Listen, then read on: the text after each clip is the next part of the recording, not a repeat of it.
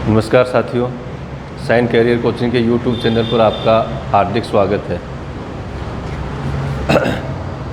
आज का अपना वीडियो रहेगा 3 फेज इंडक्शन मोटर का, ठीक है। और आपसे मेरा निवेदन है कि आप वीडियो को ज़्यादा से ज़्यादा शेयर करें, सब्सक्राइब करें ताकि और कमेंट ज़रूर करें, ठीक है ना, ताकि मेरा भी हौसला बना रहे और नए नए वीडियो आपको देखने को मिले। चलो अब अपन शुरू करते हैं 3 फेज इंडक्शन मोटर के बारे में।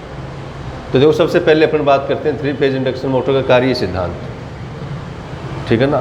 तो देखो, ये विद्युत चुंबकीय प्रेरण के सिद्धांत पे काम करती है, या इसको अपन कह सकते हैं ट्रांसफॉर्मर का सिद्धांत। अब ट्रांसफॉर्मर का सिद्धांत क्या होता है आपको अच्छी तरह से पता है कि जब ट्रांसफॉर्मर में एक वाइंडिंग में अपन एसी सप्लाई देते हैं तो दूसरी वाइंडिंग में ईएमएफ पैदा हो जाता है, ठीक है ना। उसी प्रकार से इंडक्शन मोटर के अंदर भी 3 फेज इंडक्शन मोटर जो होती है, इसमें आप स्टेटर को जब 3 फेज एसी सप्लाई देते हो तो उसके कारण से रोटर के अंदर एक ईएमएफ पैदा हो जाएगा, और रोटर के अंदर ईएमएफ पैदा होने से रोटर एक बंद सर्किट के समान कार्य करेगा, और रोटर के अंदर भंवर धाराएं प्रेरित होती हैं, और उन भंवर धाराओं के कारण से रोटर का एक खुद का एक फ्लक्स पैदा हो जाएगा। तो स्टेटर का फ्लक्स और रोटर का फ्लक्स दोनों के आपस की जो प्रतिक्रिया है, उसके फलस्वरूप रोटर के अंदर एक टॉर्क कार्य करता है, रोटर के अंदर एक टॉर्क पैदा हो जाता है, और रोटर उसी दिशा में घूमना शुरू कर देता है जिस दिशा में फ्लक्स घूमता है, ठीक है ना। तो ये 3 फेज इंडक्शन मोटर का कार्य सिद्धांत है। अपन एक लाइन में कहें तो 3 फेज इंडक्शन मोटर ट्रांसफॉर्मर के सिद्धांत पे काम करती है, ठीक है ना। अब देखो, इसके कुछ भागों के बारे में अपन बात करेंगे, मुख्य भागों के बारे में, ठीक है ना। पहला भाग है देखो बॉडी। तो ये इसका सबसे बाहर का आवरण होता है जो आंतरिक भागों की सुरक्षा करता है, और इसके अलावा चुंबकीय फ्लक्स को प्रवाहित होने के लिए कम रिलक्टेंस का मार्ग प्रदान करता है, ठीक है ना। बॉडी कास्ट आयरन या कास्ट स्टील की बनी होती है। छोटी मशीनों की बॉडी कास्ट आयरन की और बड़ी मशीनों की बॉडी कास्ट स्टील की बनाई जाती है ना, ये ध्यान रखना आप। उसके बाद में दूसरा भाग है स्टेटर। स्टेटर की आकृति खोखले बेलन के समान होती है। बॉडी के अंदर की जो परिधि होती है वहाँ पे इसको स्थापित किया जाता है, और इसको लेमिनेटेड पत्तियों का बनाया जाता है, ठीक है ना। और सिलिकॉन स्टील की लेमिनेटेड पत्तियों का प्रयोग किया जाता है। सिलिकॉन स्टील का बनाते हैं ताकि हिस्टैरिसीस लॉस कम से कम हो, और लेमिनेटेड पत्तियों का प्रयोग करते हैं ताकि एडी करंट लॉस कम हो। पत्तियों की मोटाई नॉर्मली रखी जाती है 0.356 mm से 0.635 mm। वैसे कई बार एग्जाम में पूछा जाता है ये, तो एग्जाम में कई बार 0.3 mm से 0.5 mm भी लिखा हुआ आ जाता है, ठीक है ना। तो यदि ये आता है तो ये सही है, नहीं तो वो भी आप सही कर सकते हो, ठीक है ना। स्टेटर के ऊपर 3 फेज वाइंडिंग स्थापित की जाती है जिसको 3 फेज सप्लाई से जोड़ा जाता है, और जब वो जो 3 फेज वाइंडिंग स्थापित करते हैं उसमें प्रत्येक फेज की वाइंडिंग के बीच में 120 डिग्री का फेज एंगल रखा जाता है, ठीक है ना। स्टेटर में जो स्लॉट अपन प्रयोग करते हैं वो खुले स्लॉट हो सकते हैं या अर्धबंद हो सकते हैं। अधिक कैपेसिटी की जो मशीनें होती हैं, मोटरें होती हैं, वहाँ पे खुले स्लॉट प्रयोग करते हैं, और कम कैपेसिटी की मोटरों में अर्धबंद यानी सेमी क्लोज्ड प्रकार के स्लॉट का प्रयोग किया जाता है, ठीक है। इसके बाद में देखो तीसरा भाग है इसका रोटर। रोटर की आकृति भी बेलनाकार होती है, ठीक है, और ये इसका घूमने वाला भाग होता है। स्टेटर तो होता है इसका स्थिर भाग, जबकि रोटर होता है इसका घूमने वाला भाग, रोटेटिंग पार्ट, ठीक है। 3 फेज इंडक्शन मोटर के अंदर 2 प्रकार के रोटर प्रयोग किए जाते हैं। एक तो होता है आपका स्क्विरल केज प्रकार का, यानी गिलहरी पिंजरा प्रकार का रोटर, ठीक है। दूसरा होता है आपका वाउंड रोटर। तो देखो, स्क्विरल केज रोटर जो होता है, इसकी यदि आप बनावट देखोगे तो बेलनाकार आकृति की कोर बनाई जाती है सिलिकॉन स्टील की, और उस कोर के ऊपर परिधि के ऊपर स्लॉट कटे होते हैं। एक्सिस जो शाफ्ट की जो अक्ष होती है उस अक्ष के समानांतर स्लॉट कटे होते हैं, ठीक है, और उन स्लॉटों में एल्यूमिनियम या तांबे की छड़ों को स्थापित किया जाता है। अब यहाँ पे आपको 2 चीज़ें याद रखनी होंगी कि स्क्विरल केज प्रकार का जो रोटर प्रयोग किया जाता है, और उस रोटर के अंदर जो कॉपर या एल्यूमिनियम की छड़ें स्थापित करते हैं, उन छड़ों को एकदम से पैरेलल स्थापित नहीं करते हैं शाफ्ट के, ठीक है ना। उनको थोड़ा सा तिरछा स्थापित किया जाता है, और तिरछा स्थापित करने का कारण क्या होता है? मैग्नेटिक लॉकिंग को रोकना या कॉगिंग को रोकना, ठीक है ना। मैग्नेटिक लॉकिंग या कॉगिंग, इसको रोकने के लिए उनको तिरछा स्थापित किया जाता है। इसके अलावा देखो, रोटर छड़ों की जो संख्या है वो स्टेटर के अंदर जो स्लॉट हैं उनकी संख्या से एक कम या अधिक रखी जाती है। यानी रोटर छड़ों की संख्या को विषम संख्या के रूप में रखा जाता है, यानी उसको विषमित किया जाता है। विषमित करने का मतलब विषम संख्या के रूप में, ठीक है ना। और उसका कारण भी यही है, मैग्नेटिक लॉकिंग या कोगिंग को रोकने के लिए। तो रोटर के अंदर मैग्नेटिक लॉकिंग या कोगिंग को रोकने के लिए एक तो छड़ों को तिरछा स्थापित करते हैं और छड़ों की संख्या को विषम संख्या के रूप में प्रयोग किया जाता है। ये इंपॉर्टेंट पॉइंट आपको ध्यान में रखना है, एग्जाम में बहुत बार पूछा जाता है। अब देखो पिंजरी प्रकार का जो रोटर है, स्क्विरल केज जो रोटर है, वो दो प्रकार का प्रयोग किया जाता है इसके अंदर। एक तो होता है सिंगल केज और एक होता है double cage. Single cage rotor के अंदर केवल एक ही पिंजरा होता है, यानी जो आप जो छड़ें स्थापित करते हैं, है ना, उससे जो आकृति बनती है वो स्क्विरल केज के समान होती है, इसलिए इसको अपन स्क्विरल केज रोटर टाइप का रोटर कहते हैं। तो सिंगल केज के अंदर इस प्रकार का एक ही पिंजरा होता है, और डबल केज रोटर जो होता है उसके अंदर इस प्रकार के दो पिंजरे होते हैं। दो पिंजरे होने का मतलब क्या हुआ कि इसके अंदर कुछ छड़ें तो आप ऊपर की जो परिधि होती है उसके ऊपर स्थापित करते हो, और कुछ छड़ें आप गहराई में स्थापित करते हो रोटर के अंदर। तो जो छड़ें गहराई में स्थापित की जाती हैं उनकी इंडक्टेंस तो होती है अधिक और रेजिस्टेंस होता है कम, इसलिए गहराई में स्थापित छड़ों को तांबे की बनाई जाती हैं वो छड़ें, ठीक है ना। जबकि आउटर केज जो होता है, बाहर का पिंजरा जिसमें छड़ों को बाहर की सतह के ऊपर स्थापित करते हैं, वो पीतल की बनाई जाती हैं। उनका प्रतिरोध तो होता है अधिक और उनका इंडक्टेंस होता है कम, ठीक है। और ऐसा करने से स्टार्टिंग के समय मोटर का जो टॉर्क है वो कुछ बढ़ जाता है। इसलिए डबल केज रोटर का जो स्टार्टिंग टॉर्क है वो सिंगल केज रोटर की अपेक्षा अधिक होता है, ठीक है ना। इसके बाद में देखो दूसरा जो रोटर है वो है वाउंड रोटर। वाउंड रोटर का मतलब हुआ कि जिसके अंदर रोटर में वाइंडिंग स्थापित की जाती है, रोटर के ऊपर वाइंडिंग स्थापित की जाती है। जैसे अपन स्टेटर पे वाइंडिंग करते हैं वैसे रोटर के ऊपर भी वाइंडिंग की जाती है। अब रोटर के ऊपर जो वाइंडिंग की जाती है वो वाइंडिंग, ये ज़रूरी नहीं है कि आप जितने फेज की वाइंडिंग स्टेटर पे करते हो उतने ही फेज की वाइंडिंग रोटर पे की जाए, ऐसा आवश्यक नहीं है। लेकिन फिर भी स्टेटर के ऊपर 3 फेज वाइंडिंग करते हैं तो रोटर के ऊपर भी 3 फेज की वाइंडिंग की जाती है। लेकिन आपको एक चीज़ याद रखनी है कि रोटर व स्टेटर पोल समान होने चाहिए, यानी जितने पोल की वाइंडिंग आप स्टेटर पे करते हो उतने ही पोल की वाइंडिंग आपको रोटर के ऊपर करनी ज़रूरी है, ठीक है ना। ये पॉइंट आपको विशेष रूप से याद रखना है। और यहाँ पे देखो रोटर के ऊपर वाइंडिंग अपन जब स्थापित करते हैं तो उस वाइंडिंग को स्टार में कनेक्ट करके, 3 फेज की वाइंडिंग करते हैं तो स्टार में कनेक्ट करके 3 सिरे बाहर निकाल लिए जाते हैं और उन 3 सिरों को 3 स्लिप रिंग से जोड़ देते हैं और वो स्लिप रिंग रोटर की शाफ्ट के ऊपर स्थापित की जाती है। तो वाउंड प्रकार का जब रोटर प्रयोग किया जाता है तो वहाँ पे अपने को 3 स्लिप रिंगों की आवश्यकता पड़ती है, और उन स्लिप रिंगों के माध्यम से अपन बाहरी प्रतिरोध, एक्सटर्नल रेजिस्टेंस अपने रोटर सर्किट के अंदर जोड़ सकते हैं, और एक्सटर्नल रेजिस्टेंस जोड़ने से मोटर का जो टॉर्क है वो बढ़ जाता है। स्टार्टिंग इसमें आप रोटर के सर्किट में जब रेजिस्टेंस जोड़ देते हो तो स्टार्टिंग टॉर्क बढ़ जाएगा मोटर का, ठीक है ना। इसलिए वाउंड प्रकार का रोटर जिस मोटर में प्रयोग किया जाएगा, जिसको अपन स्लिप रिंग इंडक्शन मोटर कहते हैं, तो उसका starting torque squirrel cage induction motor की अपेक्षा अधिक होता है। और इसका कारण क्या होगा कि इस रोटर के अंदर अपन स्टार्टिंग में रोटर के साथ में रेजिस्टेंस जोड़ सकते हैं, एक्सटर्नल रेजिस्टेंस, जिससे इसका स्टार्टिंग टॉर्क अधिक हो जाता है, ठीक है ना।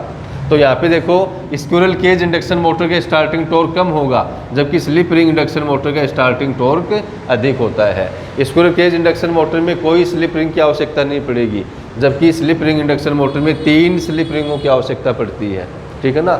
स्क्विरल केज इंडक्शन मोटर में अपन रोटर के साथ में कोई बाह्य प्रतिरोध नहीं जोड़ सकते हैं, जबकि स्लिप रिंग इंडक्शन मोटर में अपन रोटर के साथ में एक्सटर्नल रेजिस्टेंस यानी बाह्य प्रतिरोध जोड़ा जा सकता है, ठीक है।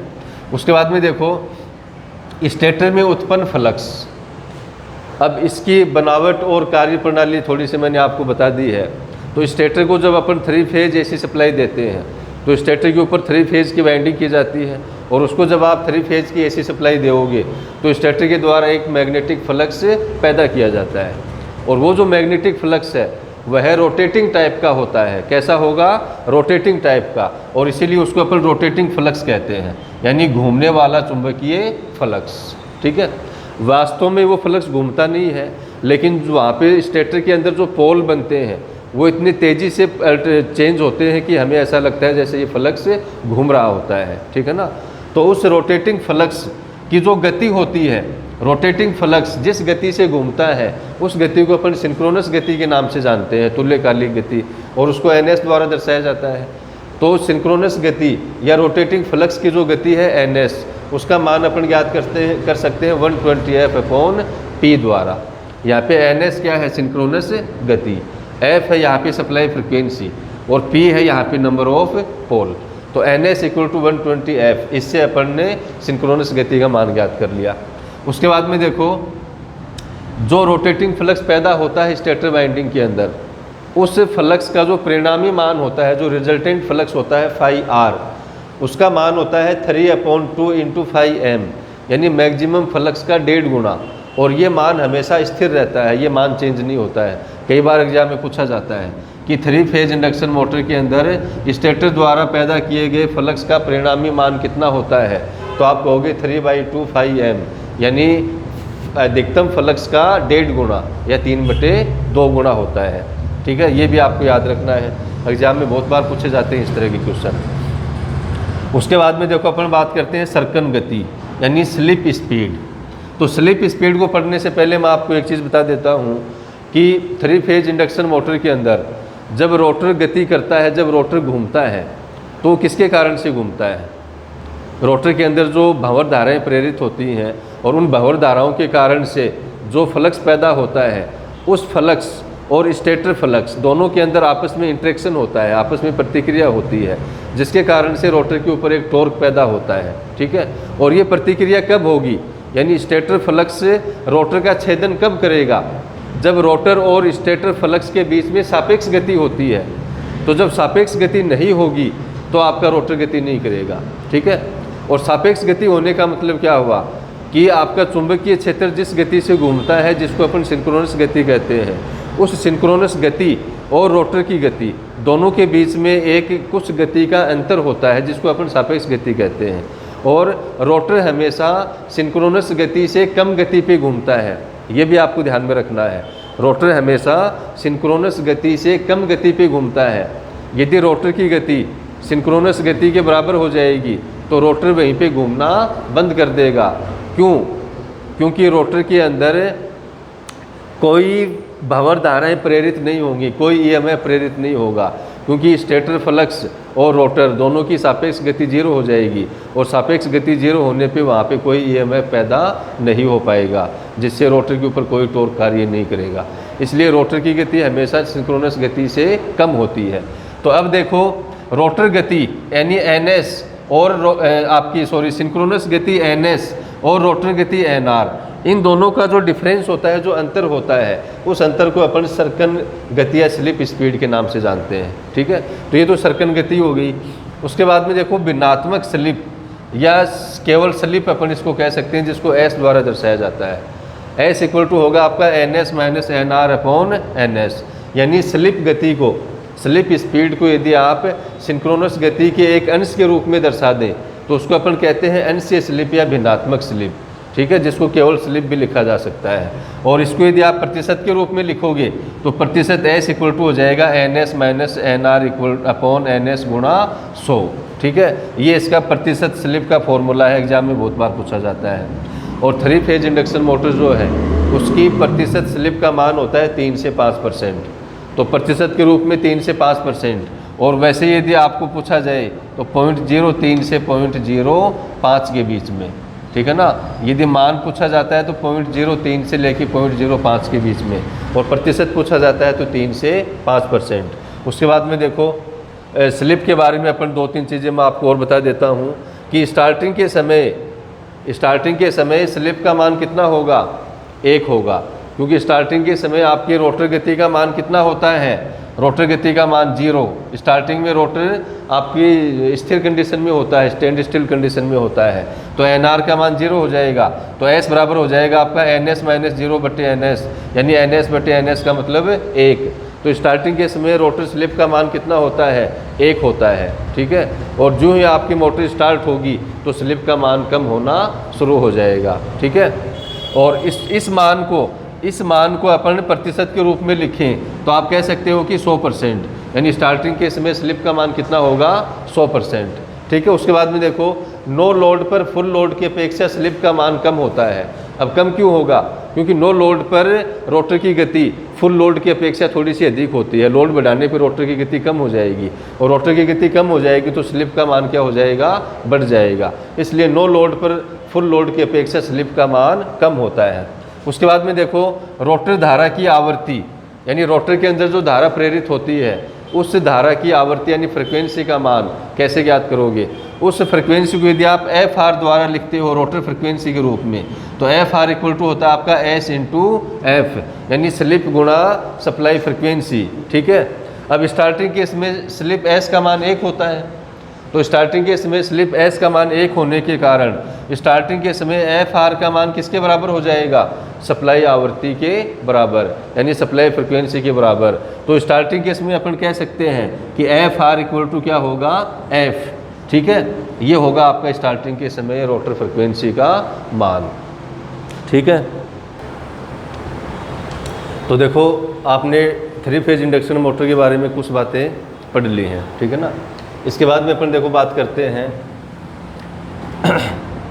स्टार्टिंग के समय अपन रोटर ईएमएफ के बारे में बात करेंगे, रोटर धारा के बारे में, रोटर शक्ति गुणक के बारे में बात करेंगे। ठीक है, स्टार्टिंग के समय का मतलब कौन सा होता है?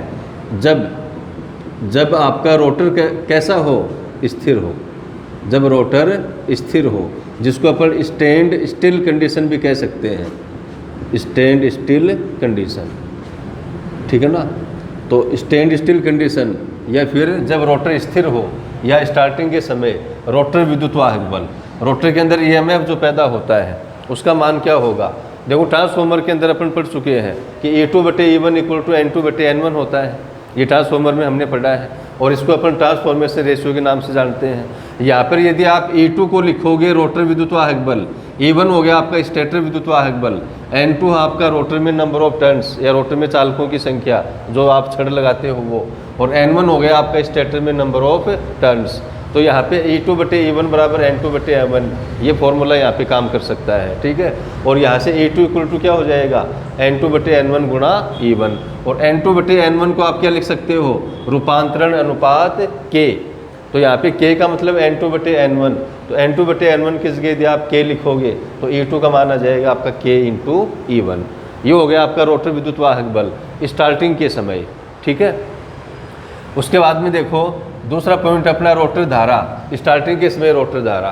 तो रोटर करंट का मान कितना होगा? I2 बराबर E2/Z2, जहाँ पे E2 हो जाएगा आपका रोटर EMF और Z2 है रोटर की प्रतिबाधा, और प्रतिबाधा Z बराबर आपको पता ही है, Z इक्वल टू क्या होता है? √R² plus x²। अब यहाँ पे Z किस जगह आ जाएगा? Z2, तो R किस जगह आ जाएगा? R2, और X किस जगह आ जाएगा? X2, यानी रोटर का प्रतिरोध और रोटर की रिएक्टेंस।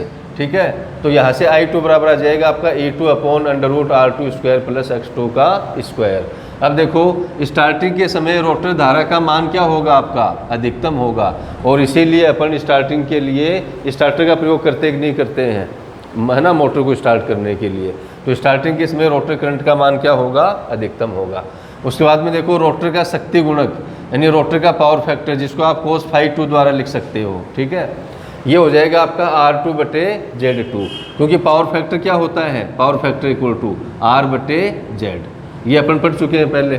तो यहाँ पे रोटर का पावर फैक्टर लिखोगे cos φ2, तो आप लिखोगे R2/Z2, और इसको आप लिख सकते हैं R2/√R2² प्लस x2², यानी Z2 बराबर क्या लिख दोगे आप? √R2² प्लस x2 का स्क्वायर। अब स्टार्टिंग के समय पावर फैक्टर का मान क्या होता है? कम होता है। स्टार्टिंग के समय पावर फैक्टर का मान क्या होगा? इसमें कम होगा। ठीक है, तो ये तो बात होगी आपकी स्टार्टिंग के समय की, जब आपका रोटर स्थिर है उस समय। इसके बाद में अपन बात करते हैं देखो रनिंग के समय, जब आपने मोटर को स्टार्ट कर दिया और मोटर आपकी रनिंग में आ गई, तो आपका रोटर घूमने लग गया, और जब रोटर घूम रहा होता है उस समय हमारा रोटर का जो प्रतिघात है, रोटर का जो रिएक्टेंस है, जिसको आप XR से लिख सकते हो, यानी रनिंग रिएक्टेंस। ठीक है, और XR का मान हो जाएगा आपका S इंटू X2। अब देखो यहाँ पे स्टार्टिंग के समय तो स्लिप S का मान 1 होता है, तो स्लिप को हमें शामिल करना ही नहीं है स्टार्टिंग के समय तो, लेकिन रनिंग के समय स्लिप एस का मान 1 से बहुत कम हो जाता है ना, तो वहाँ पे अपने को स्लिप एस को शामिल करना होगा। तो रोटर की जो रिएक्टेंस है एक्स आर रनिंग के समय की, उसका मान हो जाएगा एस इंटू x2, ठीक है।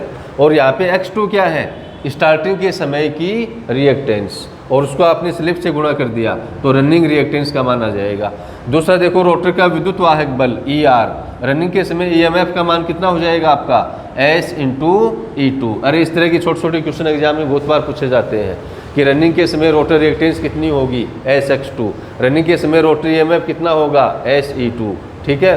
और उसके बाद में देखो रनिंग के समय धारा का मान क्या होगा E R upon Z R, यानी रनिंग का ईएमएफ अपॉन रनिंग की इम्पीडेंस। यहाँ से आई आर का मान आ जाएगा आपका एस ई2, क्योंकि ई आर का मान एस ई2 है, upon √r2 square plus S x2 का स्क्वायर। अब यहाँ पे रनिंग के समय आपकी रिएक्टेंस कितनी है एस x2, तो यहाँ पे एस x2 का स्क्वायर। अब देखो यह धारा रोटर ईएमएफ के लगभग फेज में होती है, जिससे पावर फैक्टर बढ़ जाता है। तो रनिंग के समय की जो करंट है वो करंट रोटर के ईएमएफ के लगभग फेज में होती है। तो जब करंट और वोल्टेज फेज में होते हैं तो पावर फैक्टर अधिक होता है, इसलिए रनिंग के समय मोटर का पावर फैक्टर बढ़ जाता है। जबकि स्टार्टिंग के समय रोटर करंट और ईएमएफ उनके बीच में फेज डिफरेंस का मान ज़्यादा होता है, जिससे पावर फैक्टर का मान कम होता है शुरू के समय, स्टार्टिंग के समय। उसके बाद में देखो रोटर का शक्ति गुणक, ये अपन बात कर रहे हैं सारी रनिंग के समय की, ठीक है। तो रनिंग के समय रोटर का पावर फैक्टर कितना होगा cos phi r equal to R2 upon Z R. अब यहाँ पे R2 अपॉन जेड आर का मतलब क्या है, रनिंग के समय इम्पीडेंस, और रनिंग की इम्पीडेंस कौन सी होगी आपकी √r2 square plus S x2 का स्क्वायर। तो यहाँ से रनिंग के समय cos phi r यानी पावर फैक्टर का मान कितना हो जाएगा आपका R2 अपॉन एस x2 का स्क्वायर, ठीक है। इसके बाद में देखो ये तो बात हो गई आपकी स्टार्टिंग के समय और रनिंग के समय की, 3-4 पॉइंट मैंने आपको बता दिए हैं। उसके बाद में अपन टॉर्क की बात करते हैं, बल आघूर्ण की बात करते हैं। तो 3 फेज इंडक्शन मोटर के अंदर रोटर के ऊपर जो टॉर्क पैदा होता है, जो बल लगता है, ठीक है ना, बल आघूर्ण अपन जिसको कहते हैं, वह बल आघूर्ण कौन कौन से कारकों पे डिपेंड करता है। देखो डीसी मोटर के अंदर मैंने आपको बताया था टॉर्क T इज प्रोपोर्शनल क्या होता है फाई इंटू IA, यानी मुख्य फ्लक्स और आर्मेचर की करंट। यहाँ पे आपका जो टॉर्क है वो आर्मेचर की करंट की जगह क्या आ जाएगा, यहाँ पे रोटर की करंट यानी I2, और फाई की जगह फाई आ गया, फ्लक्स की जगह फ्लक्स आ गया, कोई दिक्कत नहीं है। लेकिन ये अपन 3 फेज इंडक्शन मोटर की बात कर रहे हैं जो AC सप्लाई पे काम करती है, और वहाँ पे पावर फैक्टर का भी एक अहम रोल होता है। इसलिए यहाँ पे जो टॉर्क पैदा होगा वो T इज प्रोपोर्शनल क्या होगा I2 फाई cos phi 2, यानी रोटर का पावर फैक्टर। तो इसके अंदर अपन रोटर के पावर फैक्टर को भी शामिल करेंगे, जबकि डीसी मोटर के अंदर पावर फैक्टर का मान इकाई माना जाता है। वैसे पावर फैक्टर के वहाँ कोई महत्व नहीं होता, इसलिए वहाँ पे T is proportional phi into IA होता है, और ये होगा आपका 3 फेज इंडक्शन मोटर के अंदर। अब देखो यहाँ से इसके आधार पर अपन यदि टॉर्क का फॉर्मूला क्रिएट करें तो स्टार्टिंग के समय जो टॉर्क होगा जिसको अपन TS द्वारा लिख सकते हैं, तो इसको आप लिख सकते हो यहाँ पे K into R2 E2 square upon R2 square plus X2 का स्क्वायर, जहाँ K एक नियतांक है, जहाँ K क्या है एक नियतांक होता है, ठीक है। यहाँ पे स्टार्टिंग के समय अधिकतम टॉर्क कब पैदा होगा, जब स्टार्टिंग के समय अधिकतम टॉर्क कब पैदा होगा, जब आपका रोटर का प्रतिरोध रोटर की रिएक्टेंस के बराबर हो जाए, यानी R2 इक्वल टू क्या हो जाए X2, यानी R2 और X2 का अनुपात क्या हो जाए 1 के बराबर, उस समय रोटर में अधिकतम टॉर्क पैदा होगा। तो ये अधिकतम टॉर्क के लिए शर्त है, एग्जाम में कई बार पूछी जाती है ये शर्त कि स्टार्टिंग के समय अधिकतम टॉर्क कब पैदा होगा, जब आपका रोटर प्रतिरोध का मान रोटर रिएक्टेंस के बराबर हो जाए, उस समय होगा, ठीक है। अब देखो हमने स्टार्टिंग के समय टॉर्क के बारे में पढ़ लिया था, ठीक है ना, कि स्टार्टिंग के समय टॉर्क का फॉर्मूला क्या होता है, और स्टार्टिंग टॉर्क का मान अधिकतम कब होगा, जब R2 इक्वल टू X2 होगा, या फिर आपका R2 और X2 का अनुपात 1 होगा। अब देखो स्टार्टिंग का जो टॉर्क है TS वो सप्लाई वोल्टेज के ऊपर कैसे डिपेंड करता है, ठीक है ना। तो TS is proportional V square होता है, ये ध्यान रखना आप, सप्लाई वोल्टेज के स्क्वायर के समानुपाती होता है। यदि सप्लाई वोल्टेज को आप आधा कर दोगे तो आपका स्टार्टिंग का टॉर्क 1/4 हो जाएगा, ठीक है ना। और यदि आप सप्लाई वोल्टेज को बढ़ा दो कि डबल कर दोगे तो स्टार्टिंग टॉर्क आपका 4 गुना हो जाएगा, यानी स्टार्टिंग टॉर्क सप्लाई वोल्टेज के स्क्वायर के समानुपाती है। ये क्वेश्चन कई बार पूछा जाता है एग्जाम में। उसके बाद में देखो रनिंग के समय का बल आघूर्ण, यानी रनिंग टॉर्क टी आर का जो फॉर्मूला होगा वो हो जाएगा आपका K into S E2 square R2 upon R2 square plus S X2 square. यानी इसके अंदर आपको स्लिप को शामिल करना है, क्योंकि आपका जो E2 है वो आपका रनिंग के समय क्या बन जाता है एस E2, और जो X2 है वो रनिंग के समय क्या बन जाता है आपका एस X2। तो यहाँ पे आपको स्लिप को शामिल करना है, तो R2 square plus S X2 का स्क्वायर, ठीक है ना। और ये हो जाएगा आपका रनिंग के समय का टॉर्क। अब देखो रनिंग के समय आपका अधिकतम बल आघूर्ण की शर्त क्या है।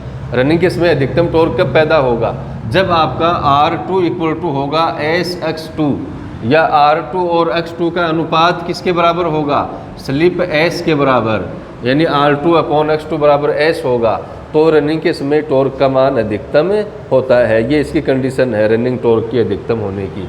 उसके बाद में रनिंग टॉर्क जो होता है TR, वो रनिंग के समय सप्लाई वोल्टेज के ऊपर कैसे डिपेंड करता है, तो आप कहोगे TR इक्वल टू SV का स्क्वायर, यानी सप्लाई वोल्टेज का स्क्वायर, लेकिन साथ में आपको स्लिप को शामिल करना है इसके अंदर, तो TR is proportional SV2 square. ठीक है दोस्तों, आज का वीडियो यहीं पे ख़त्म करते हैं।